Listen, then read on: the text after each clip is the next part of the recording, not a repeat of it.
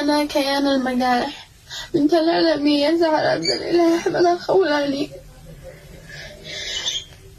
أمي وأبي محبوسين في الأرض والمخابرة من تاريخ 11/1.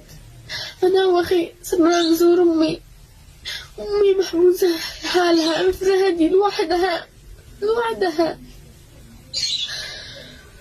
أمي ما بتقدر لا تاكل ولا بتشرب، بتتعبها قوي، بتتعبها ما تتحمل وجعها.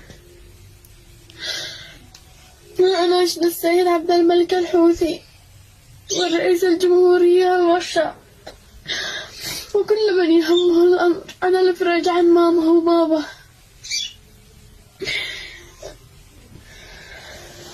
ليش تحرمونا من ماما وبابا؟